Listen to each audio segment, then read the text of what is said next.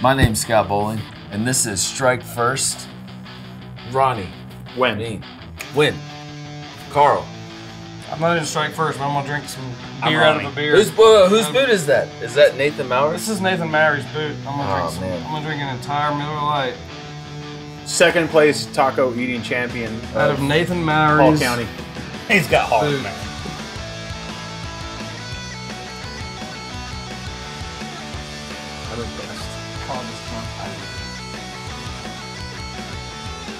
Go, Carl!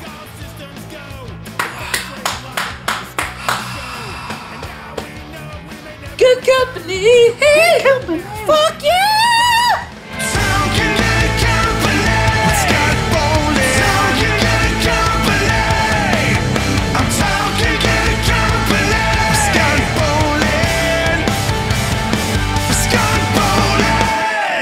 Dude, I'm getting a beer. Okay? that's the intro right there. Right I'll there. get your beer, buddy. Go sit. You know what? I love fucking Carl. Carl is awesome. This is good company.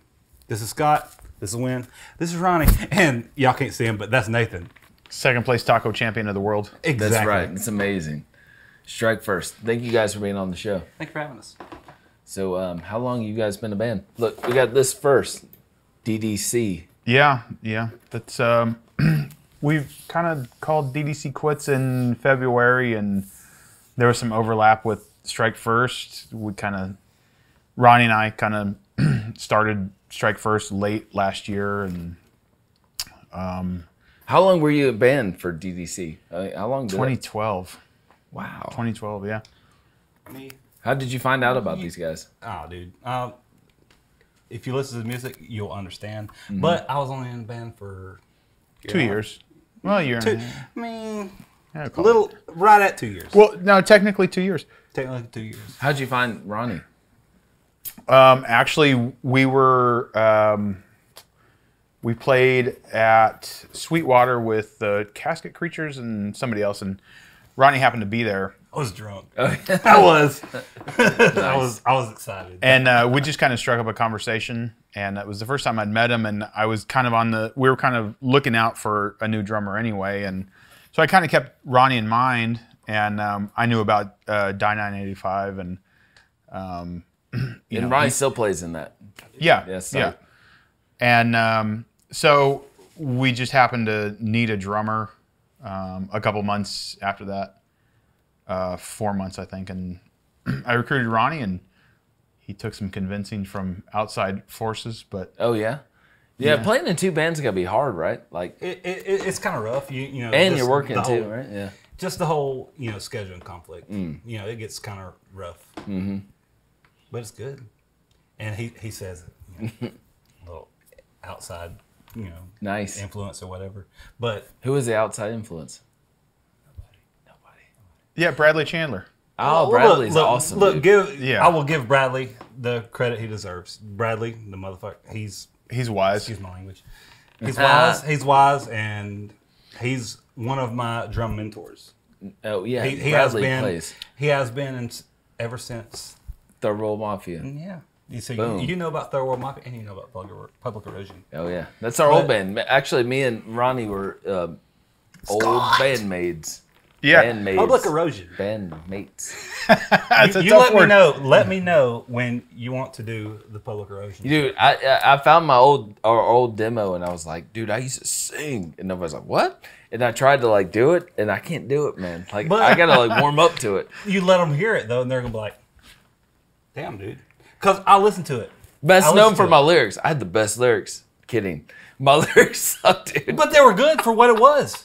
It was good stuff. Yeah. I enjoyed playing it, and that's Thanks, a staple man. of from where I'm from. Yeah, I appreciate it, man. Old friends, brother. Exactly. But anyway, Anyway, But yeah, so Ronnie and I didn't really know each other all that well, but we both knew Bradley really well. So oh, that's cool.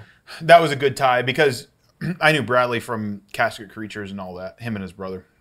yeah. And we Oh, played with true. Casket Yeah. Creatures a lot, you know, especially 2012, 2013, 2014. Yeah, I had Ryan stuff on the like that, show, so. man, from Castle Creatures. Yeah. Oh yeah, He's and a cool guy. and Ryan's on this album. He What, does he sang? he does guest vocals on the last track. I think it's the last track on this album. It's a track called "We the People." Oh, tight. and which was it was cool because he's got that very melodic voice. Yeah. And our singer in DDC has that very gruff, low, deep voice, and they just did alternating verses in it. Man, it So just you played didn't so sing well. on DDC? I did backup vocals, and there was an EP that I sang on. Oh wow! So you weren't singing then? No, I was strictly playing. We were a 5-piece then. Okay, so what happened with DDC? It just got to be too much. I think bands, eventually they just kind of run their courses. And that was definitely with DDC. And I just kind of got tired of, I don't want to convince people to be in a band. Yeah. If you want to be, like, it was a really talented band, and I don't want to convince people to be there. I want people that want to be there, and that's why Strike First feels so different than any band I've ever been in. It just feels like I'm not trying to convince people that they should be there, or like pleading with people to do their part or anything like that. It's everybody shows up and gives 100%, and everybody feels equal in it, and everybody is equally enthused about it, and everybody awesome, contributes. And it's a crazy feeling because I've never been in a band. 30 years of being in bands, and it's the first time I've ever been in a band where everybody kind of has the same vision, the same direction, the same drive. Dude, so do you write lyrics, or do you have you always been a songwriter? Yeah. Like this, I wrote all the songs on this. I've written all the DDC songs. Yeah. Obviously with the exception of covers. I wrote all the Strike First songs except one, and this handsome devil. Look at this guy. Hold on, we gotta show this guy. That handsome devil wrote one song. He's saying, "Mother, Yeah. tell your children not to." Man, he sings about dirty kids. Yeah, Does he? dirty kids. That Yeah, takes my dirty heart, kids. man. Yeah. That's sad. So, Not sad. I mean, not sad. It's not sad. It's good. but he actually came in at the tail end of DDC Yeah.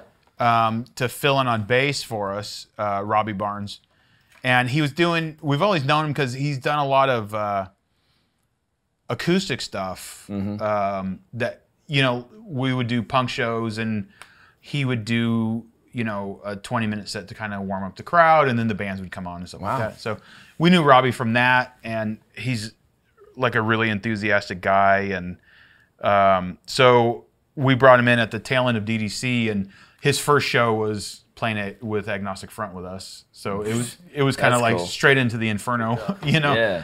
And he crushed it and did great. And so when we started, but we knew him as a guitar player. Yeah. So when we started Strike First, we brought him in on guitar, and he brought one of his acoustic songs to the table, which was Dirty Kids. And through 8 years of DDC, it's the first time. So 8 years of DDC, just under a year of Strike First, it's the first time that anybody other than me brought a song to the table. Yeah. So, which was kind of wild. And Yeah. it's been nice. So, like, even in DDC, I wrote all the bass lines, I wrote the rhythm parts, I wrote the lead parts.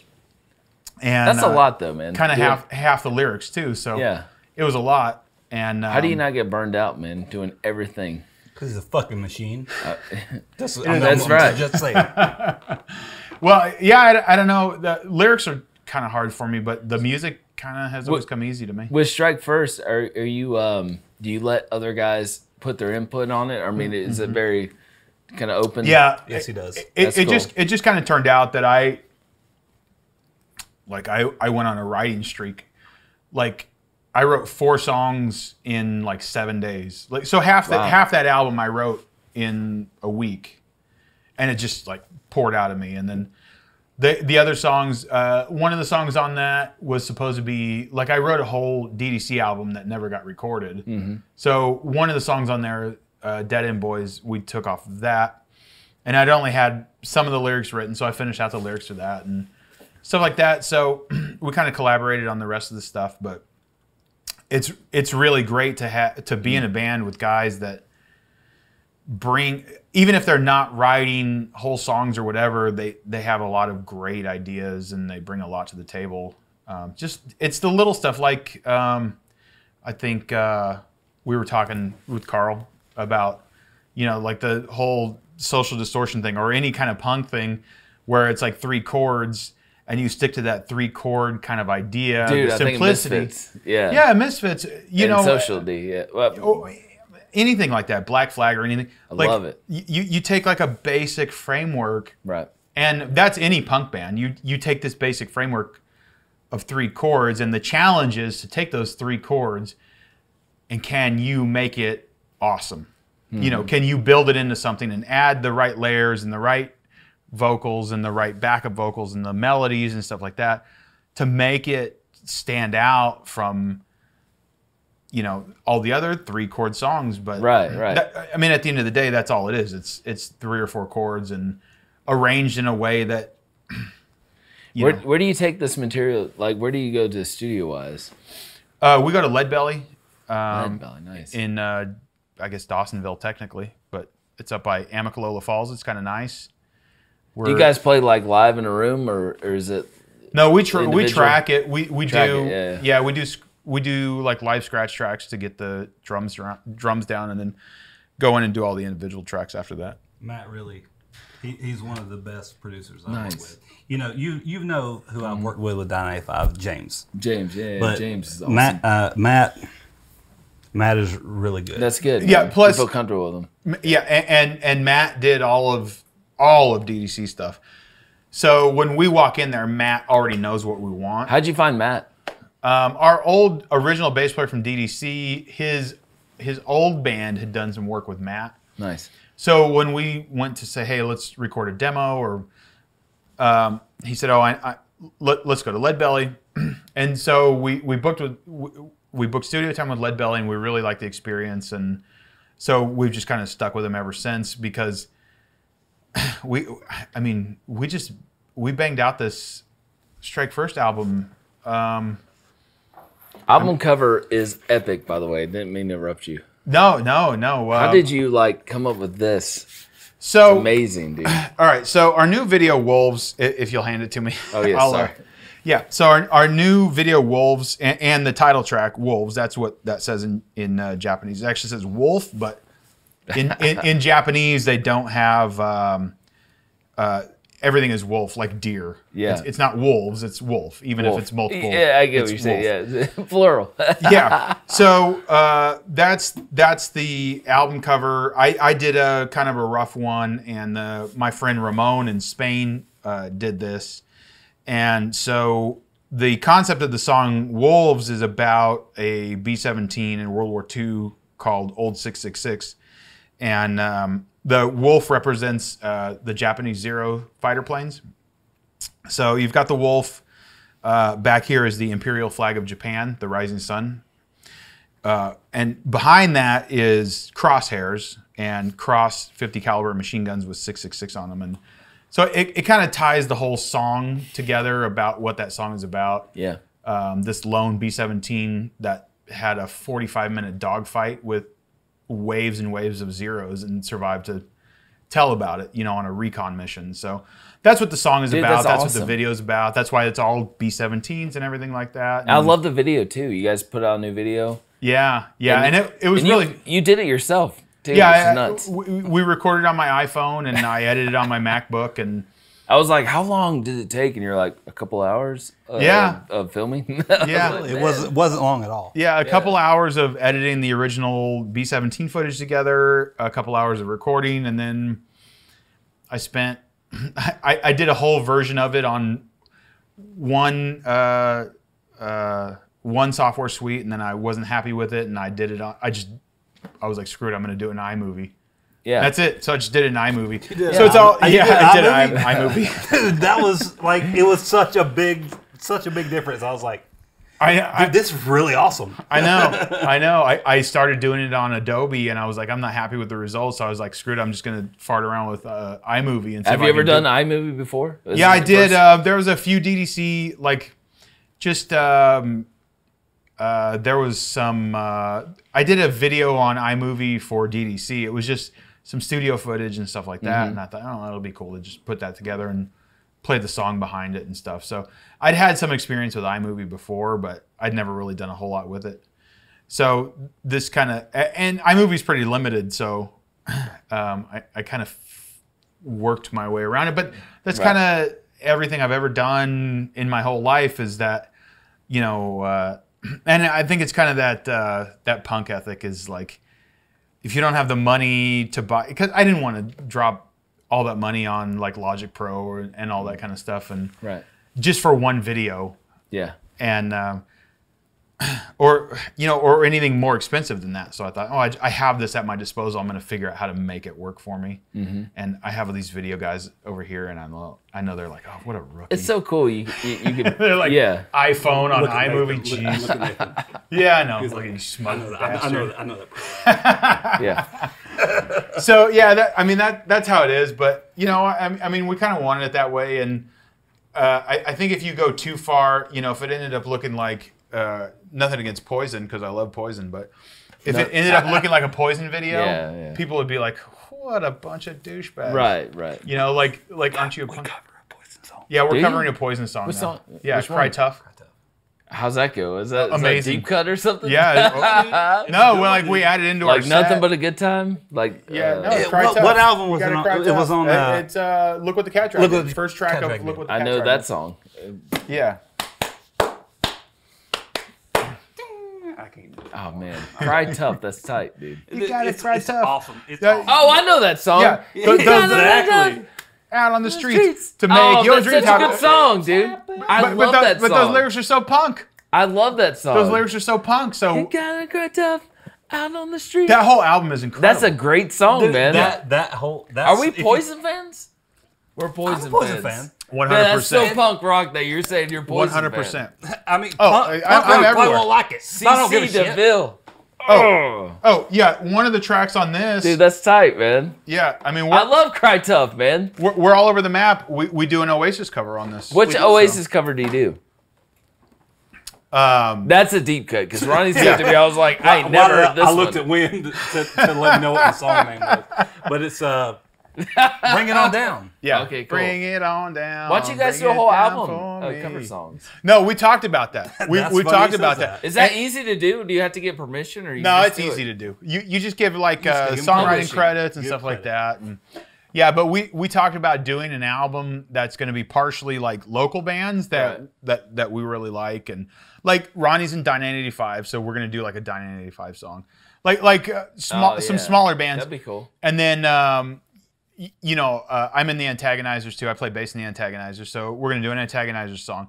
And then Jordan, our bass player, is he's in Rotten Stitches, so we're gonna do a Rotten Stitches song. This is And I thought dramatic. that'd be. I don't know what the hell's going on, Ronnie. I just want to take a break to let everybody know That was a weird that moment.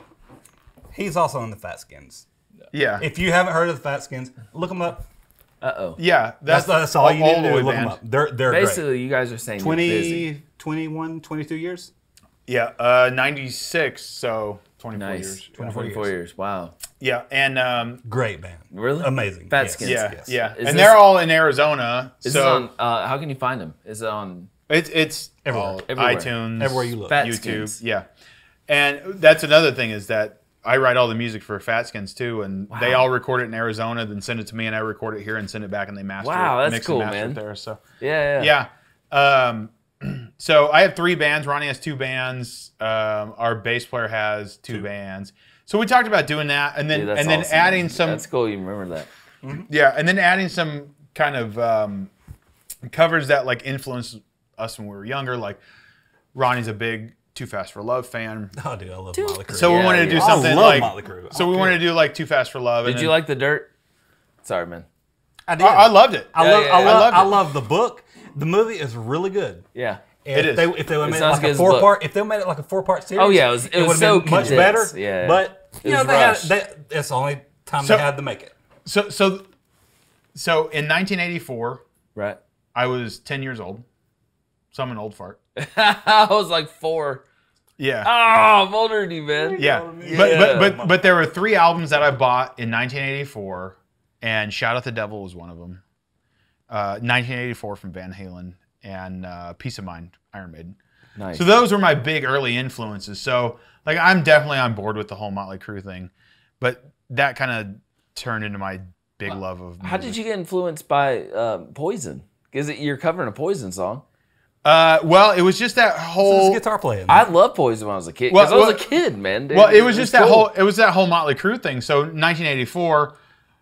The whole sunset. If you think about it, Look What the Cat Dragged In came out in what 87. So Right. that's not that much longer after I got into like Shout at the Devil. yeah. Right. So I was.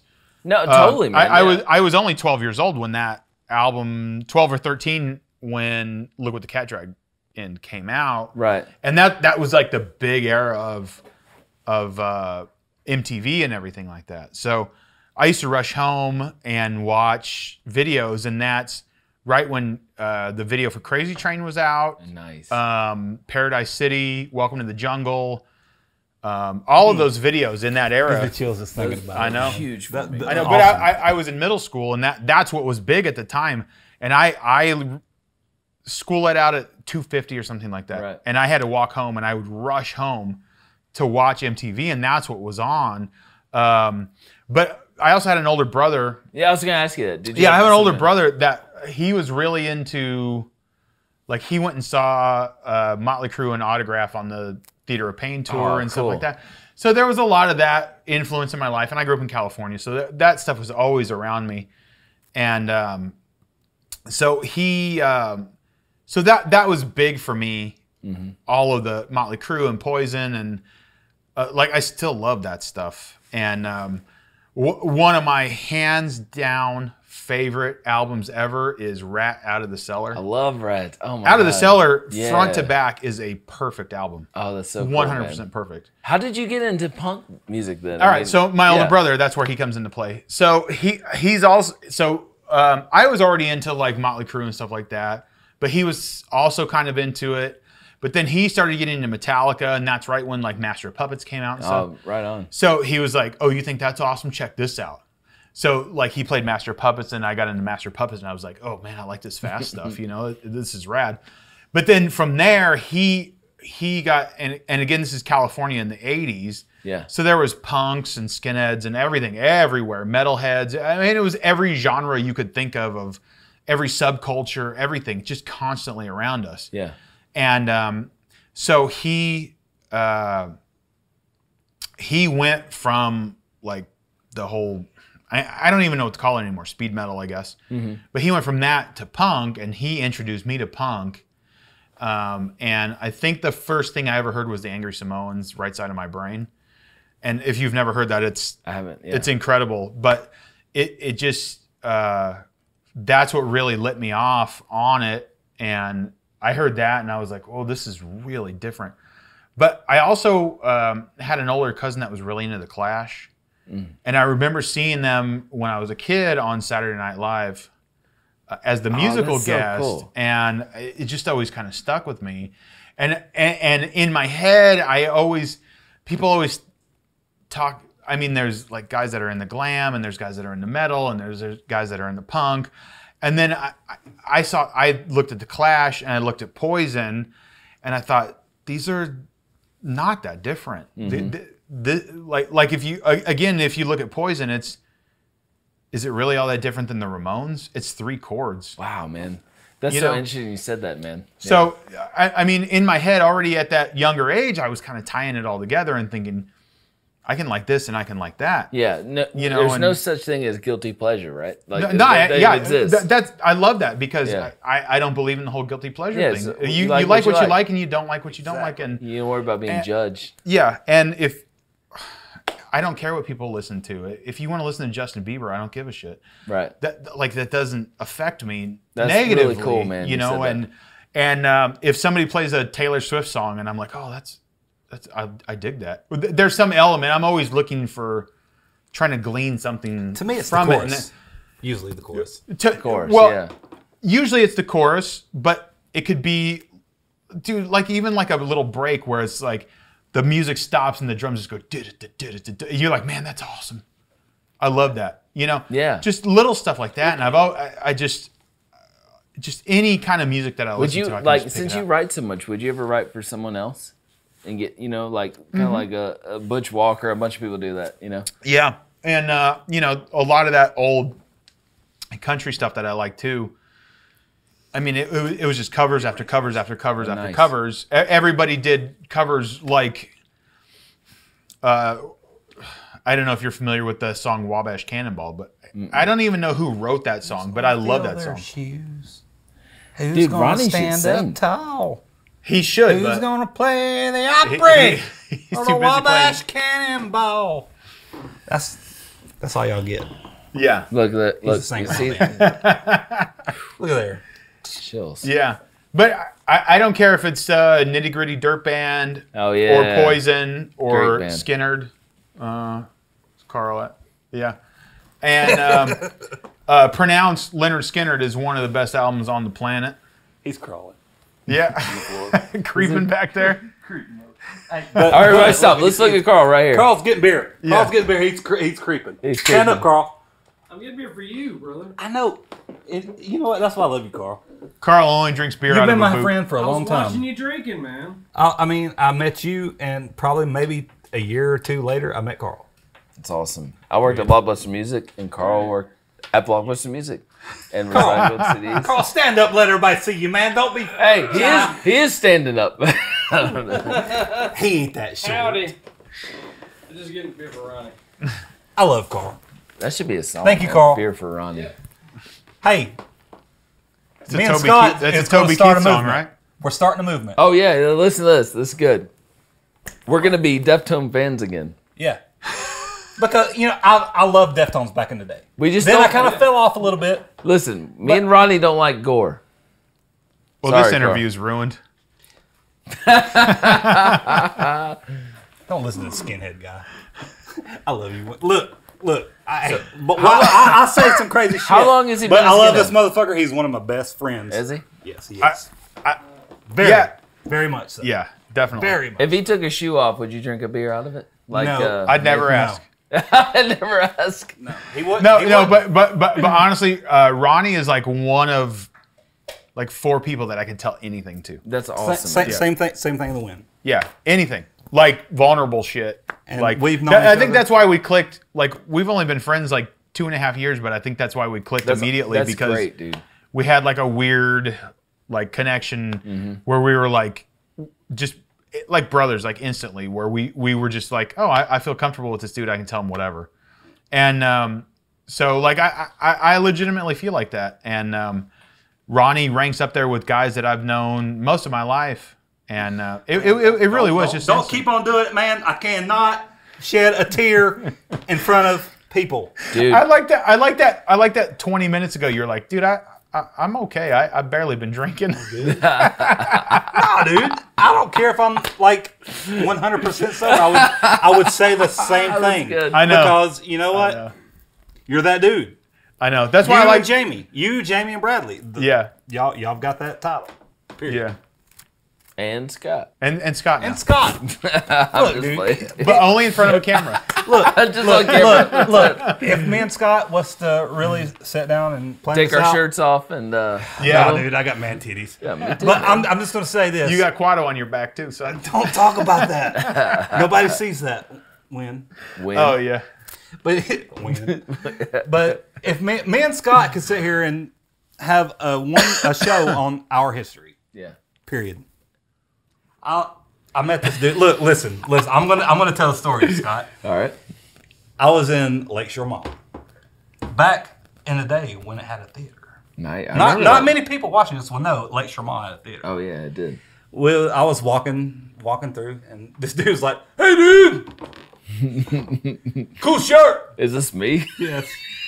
That's what you sound like. Yeah. Still. You had. Hey, Still. look, this dude had a bow cut. He had a bow cut. It was like right here. Vote cuts. Hey, but Oh, look, that was me. look, I'm saying he had a. Yeah. I had a bow cut too. Yeah, I was Kurt Cobain. I had a bow cut too. It was the butt cut. Yeah, it was right in the my middle. bow cut was about right here. And I was wearing a corn shirt. He was like, "Cool shirt, dude." And I was like, I've Same never here, heard man. this story, man. "Dude, you had a Marilyn Manson shirt on." He was like, "That's smells awesome like shirt." children. Do you know what you said? Yeah, I don't remember the story. Man. I remember. I remember Clearly he like it was doesn't. I remember like it was yesterday. He was like, What did I say? "Dude, I can't remember how don't long know. ago it was." What did I say? You said, "Dude, that's an awesome shirt." Dude, he's like, "I seen them.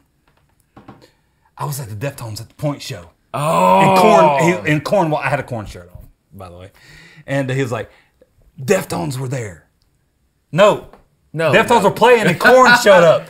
Yeah, Corn was there. Sorry. Corn was hanging out. Yeah, Korn I was know hanging your out. story's legit now because that really happened. Exactly, and he was like, it was at the point in Atlanta. I was like, dude, I've never been to a concert. He But said not that? too long after that. It wasn't too long after that. I went and seen Korn at the International Ballroom. Yes, Lynn. Oh, that's cool, man. I came from new metal. I think you know this. Me too, man. I know, buddy. I came from. I won't deny it. Y'all are from that era though. Yeah. So Yeah. Exactly. I like when it's hard to get away. It's just like me and cock rock. That's the era that I'm from. But that's you know what? my main music too is cock rock. But then it went too, man. to I appreciate it all, though. It went to like new metal. But back when our day, we had Stain, not Stained Up. Yes. Oh my God! I had on the show. I said the same thing. Exactly. Man. I mean, you got to say it. Which Right when you said that, I was like, they I was thinking, influenced the yeah. hell out of me. Them and 6x9.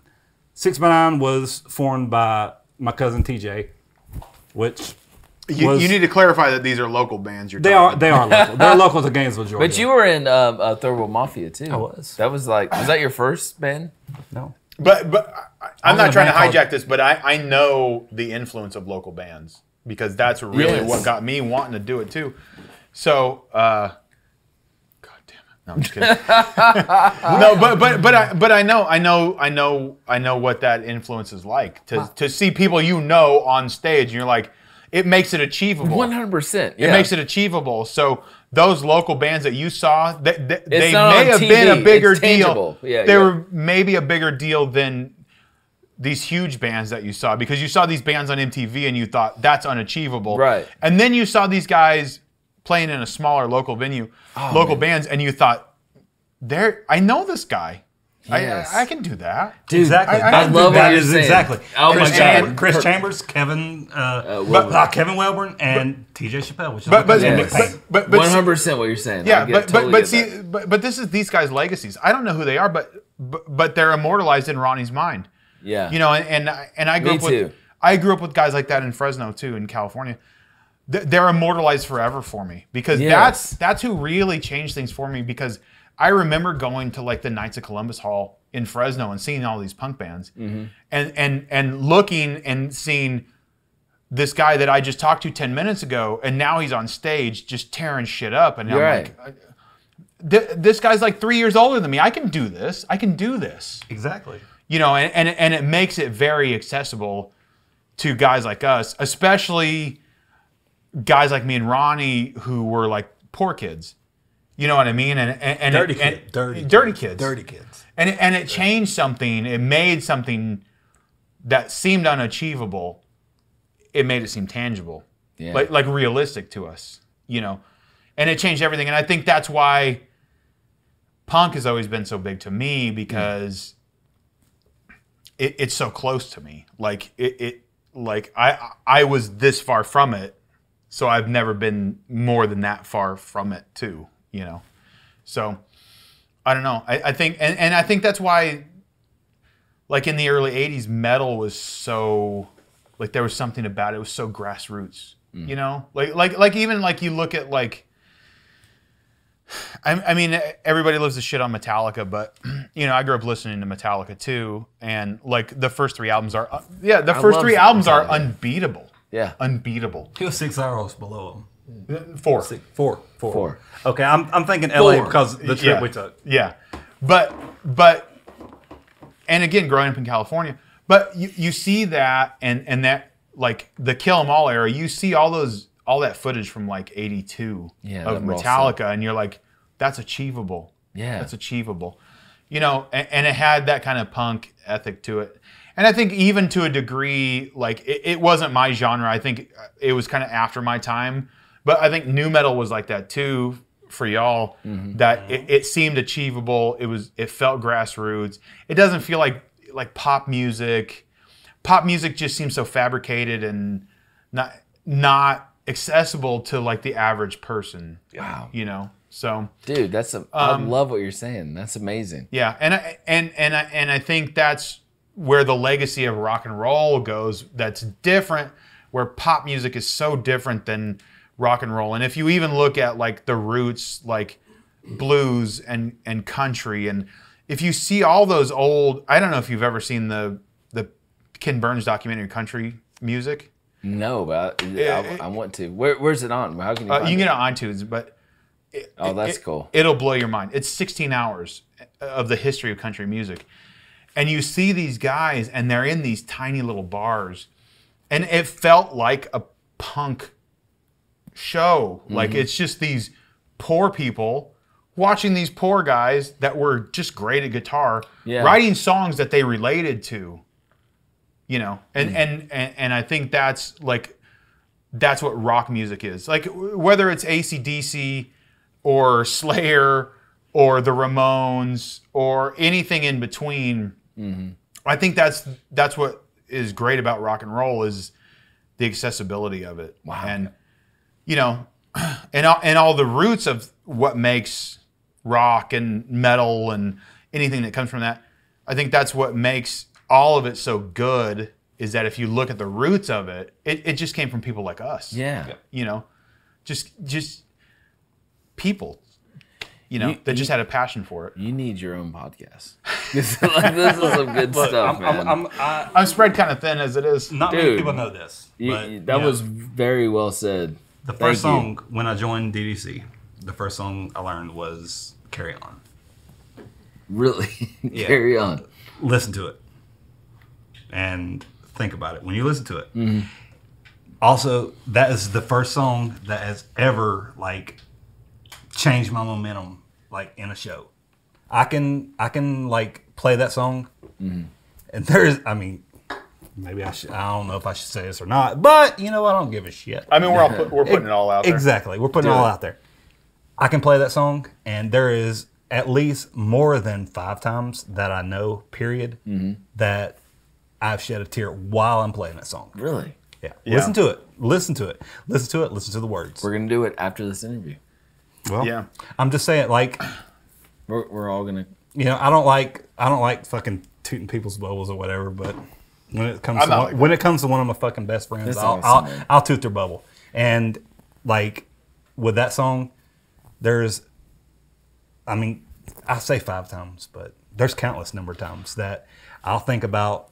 You know, I know always, what you're saying, man, because you're legit. Because you'll text me and you'll be like, "This song made me tear up right here." I don't care, dude. I don't care what nobody thinks. I love that about Ronnie too. I don't care about. He just puts everything on Front Street. Like I love it. if it moves me, I'm going to push it. Yeah, 100%. And you know, Not even push it, but you're going to be honest about it. I'm going to be honest about Yeah. it. And you know, one thing I do when I get on stage and I play is I'll like put my mindset into something that fuels me, and like it's usually chances are it's going to be my kids or my sister, because you know my sister, she has a lot of things she's dealing with. Right. So it's either that or my kids, and it always just I'm either really hardcore pumped or I got a tear coming. Like there is no, you never know when you're going to see a Strike First show. If you wait around to that last song, if there wasn't so many people on stage, let me tell you. Yeah. When we play that song, like Carry On, people jump up on stage and it's free. You know, they're free to come up and sing it with us, because that's one thing about this scene that's really got my heart is how, you know, if somebody loves that scene, they're hardcore for it. Yeah. Just like- Everybody wears their hearts on their sleeves. And Exactly. I love that about. I love that about it. And awesome. What drives me on that is people like me, you, Carl. I know all of us that, you know, when we latch on to something, you know, we find something that takes our heart, you know, and takes like a hardcore meaning to us. Jamie too, man. That's Jamie what too. it is. Jamie too.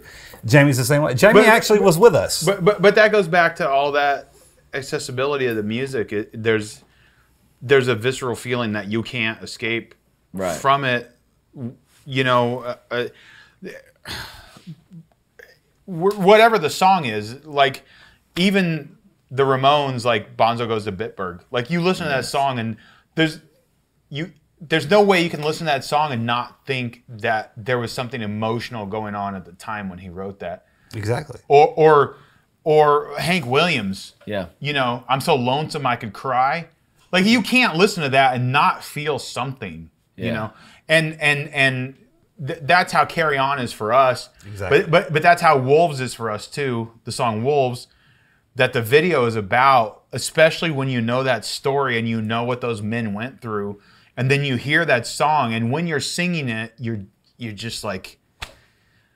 I think when we finished it, we just all kind of looked at each other and went, "Holy shit!" Yeah, dude. I can play that song every time I play it. I get chills, Yeah. and I mean it means so much, especially if you read the book. If you read the book that song is based on, it's going to get you. It's impossible to not feel something when you read that book, and then when you hear that song and you relay that, you know, because you associate it with that. And it's impossible to not feel something about that. Wow, man. What those men went through That's and so cool. stuff like that. So it's wild. It's wild. But nothing brings that out like music. Yeah. Whatever music you love, whatever it is that you love, you know, like even you were playing Beastie Boys earlier. Like there's Beastie Boys stuff that like even like that's hard for me to listen to because of MCA. Like I struggle with it, man. You know, and like Paul's Boutique. Like that's my favorite Beastie Boys. I remember buying that tape. Like I remember buying that tape. Yeah, I remember because it had that big, gigantic fold-out cassette with the blue cassette tape, and you just fold it, and there was so much to it, and the mixes were just insane. But now I go back and listen to it, and I hear MCA, and I'm just blown away by it. But you know, there's so much that music elicits in your. I love that passion you have. I have the same passion, man. I used to fold out all my tapes, and I would smell them, man. I was just obsessed with them. So I love that passion that you have, man. I love everybody that. in Strike First has that passion. That's I will like admit that, like, for real. Have you ever met someone that goes, I don't really listen to music, and you think, it's so crazy to me. You're like, who is this person? This is like that's like a foreign thing to me. Yeah, I'm not really into music. I'm like, you're like, what? What does that mean? How do you But you know what yourself, though, like, you know? but people like say I'm not into sports. Like I say I'm not into sports, and they probably think the same thing about me, like about music. You know, I don't know. Yeah, I don't know if it's comparable. I don't know if It's anything. clarinet, I don't know if but I love anything is. music. I don't know if anything is comparable to the feeling that music. I mean, music hits your soul, man. Yep. It does. Like even. I mean, like you think about memories and stuff, and where it's like the soundtrack to your life. You remember, you know, I don't know. I always think of where I'm at when I hear stuff. It's just, it's total. That connection when you hear a certain song and it just sparks a memory. It does. It's overwhelming. 100%. Like it's almost like that sense of smell when you smell something and it instantly transports you to a different place, man.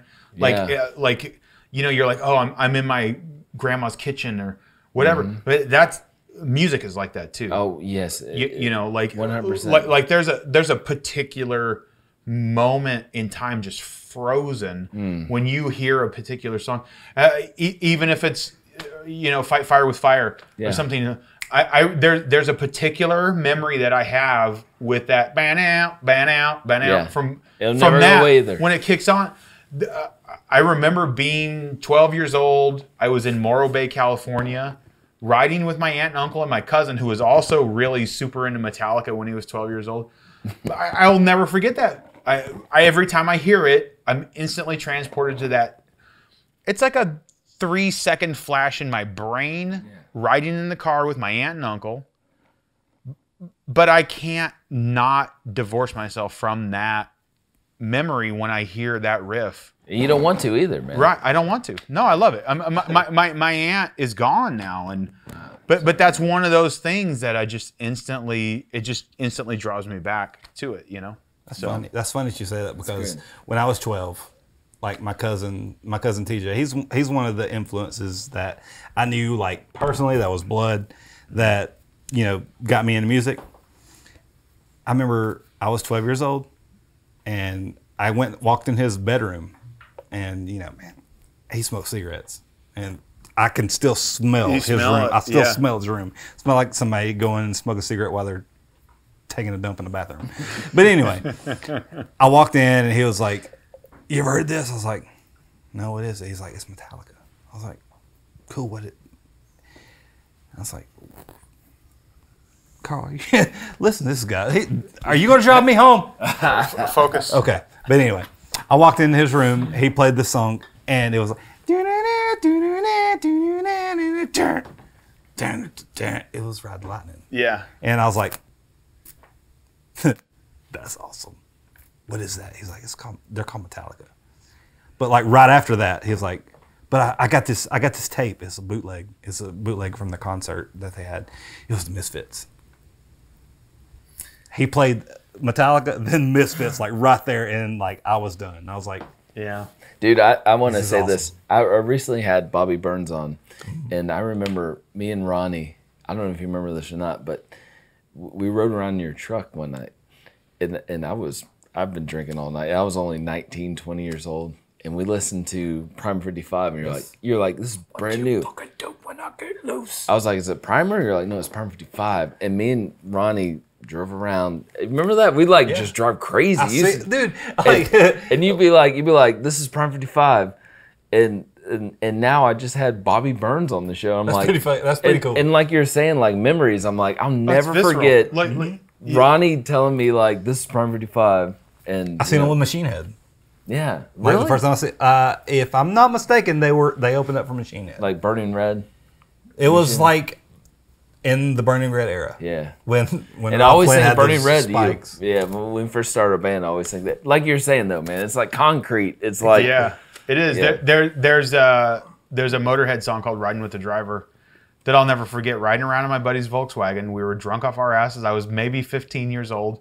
He was 19, I think, and we were driving through the fog, smoking weed, listening to Motorhead, "Riding with the Driver." as you should be. Yeah, and like, yeah, and I will never. I mean, it's just like burned into my brain, just burned, and amazing. there's no escaping it, even if I wanted to, And Okay, do you think like kids now, like with streaming and everything, will that still have the same effect? Because everything's disposable, right? It's Yeah, so fast. Me personally, I don't think so. I don't know. I don't know. Because then it was a commitment. You buy music, you buy a CD. Like Yep. you bought Prime 55. You're like, here's the CD. Yep. It's a commitment, right? It's not like I didn't buy them until you're I not seen them just live. strolling through your phone, be like, you know what I mean? Who's this guy? I mean, you got music I at don't your know, maybe, fingertips. but I have to assume that kids are still like attaching themselves to albums, right? They Are find they? a band that they love. Yeah. I don't know. I can't. No, I totally get what you're saying, man. I don't know what it's like now, and my daughter listens to terrible music. So You know what? my son, yeah, my But daughter. our she parents listens thought to we listened to crazy terrible stuff. music. It's Yeah. it's constant. yeah, but And rock music is not popular, right? I mean, it's all no, it's hip hop. like she listens to rap. like a lot of like electronic stuff. It's all anime. Which it's I, with anime. It seems it like. is. All is anime. But I have to admit, I took her to her first concert maybe a year and a half ago, and it was 21 Pilots, and like I didn't really know anything about them, but they put on a hell of a show. Yeah, dude can play. And they're fantastic musicians, and I was kind of blown away by the show. But again, they put on like a rock show. It was like a rock show, like a big arena rock show, and I had a blast. But I saw her cry when they played songs. Oh, really? You saw Oh, I have pictures of it. Dude, I can't imagine my that's daughter awesome. crying It during gives a me show. chills. Yeah, Just- no, I she- love that, by the way. Yeah. So I have to imagine that they experience it like we experienced it. Like when she hears that song Yeah. that made her cry when she saw them live, I can't imagine that in 10 years she won't automatically go back to the time that she was in that arena with me, seeing them live, and that's emotion that it awesome. evoked. I can only hope so, Yeah. because I was a part of that. So, and that's the thing, is that I try to foster that as much as I can. I don't get it, all of it, but Okay. she's just now finally coming around. She's 12. She's finally coming around and saying, I want to learn to play guitar. I've been trying to get her to play guitar forever. I've been trying to get my kids to play guitar. Yeah. Do you get your kids to play drums? Like, yeah. I mean, I've let them play the drums, and they had a they played around with it or whatever. But I always let them kind of find themselves. Is it weird? Like our parents didn't push it on us. Like my dad never said you gotta play drums. Like you know what I mean? My dad, look, when it comes to drums, I got it from my dad. My dad was like, he always talked about Motley Crue, Home Sweet Home. He's like, you hear that drum feel? He's playing in Home Sweet. Your dad did that? Yeah, and like he's like that's awesome. Your dad played a prank on me one time. Do you know that? When we recorded our demo. Remember I subbed to I spent the night at your house for our Public Erosion demo. When I was in the apartment? No, it was at a house. We were staying at a house. It was at your parents' house or something, and they put I was taking a shower, and all of a sudden I heard this. The door opened, whoosh, and it stunk. I was like, "Oh my god, man!" It was like a stink bomb or something in my shower. Dude, you're going to like. And you told me it was your dad because your dad was there. I remember seeing him. And Dude, like it is stunk. That's like meaningful. That stuff, was him, man. Dude, right there. that's like meaningful stuff, man. That's gonna get me. That's like pretty freaking awesome, dude. Yeah, man, you have never said that to me. Yeah. You don't remember that? I Though? don't remember it. Yeah, I was taking a shower. We were doing a demo, and all of a sudden, like the door opened. I was like, "I'm showering," and then all of a sudden, it was wha-bam, That's totally my dad, dude. and I was like, It's look, I'm gonna tell you this. He might not have a stink bomb, because my dad. "What was it? Was his ass?" It possibly because he was one of those people that would eat. No, it smelled like death. He Like, would opened the door, eat pickled it eggs and pinto beans just to piss somebody and off. you laughed so hard on that Dude, that that's day. crazy, dude. Yeah, That's man. like that gets me. No, man. that's so awesome. cool, man. I remember that though. That's awesome. Like, you say that, and I was like, right before you said that, I was thinking about my daughter. Last weekend, went down to Florida to hang out with my kids, and was listening to music, and I was like, I'm gonna listen to some like ska music or whatever, and what was it? The Interrupters. They came on, and my daughter's like the first three notes. It was like first three notes was like three beats. It was like boom, boom, boom. My daughter's like, this is a Billie Eilish song. No. I was like, who's that? She's like, it don't matter, but she sings a song. I was like, okay, that's pretty cool. I didn't know that Interrupters covered a Billie Eilish song, but I found out that day. She's like, I knew it, but like the first three beats. No, that's cool. I was like, look, Allie, I was like, you don't know it, but you got it right here. It's right here. It's right here. Yeah. But like that kid, she can write, dude. She's like a writer. That's awesome. Man. How old is she now? She's 12. 12. Okay, yeah. Yeah, our daughter's the same age. Yeah. 12. Yeah. She's 12 and my son's 16. Your son's 16 I now? met you before I was 16, dude. That's kind of crazy. And think of the jackass shit you guys were doing before you were 16 together. Oh my God, man. We were all about Machine Head and back then. yeah. And yeah, Machine Head and Deftones. yeah. That's That was cool, everything. man. It was fun. Strike first. Strike first. Oh yeah, hit it right Strike there, first. man. Strike first. Yeah. What's next for Strike First, man? We're actually working on a this. new album. We're Already? Wow. Yeah, writing new material. This is a mini album. It's what Can you guys come up with a better album cover than this? No. This is But we epic, can. dude. I don't know, man. This, I don't know, man. That should be it, right? yeah, right there. This is next. That there. That's Robbie. Yeah. Whoa! Look at that handsome bastard. I can't tell if he's yawning or yelling. He said mom. He said mom. Mom.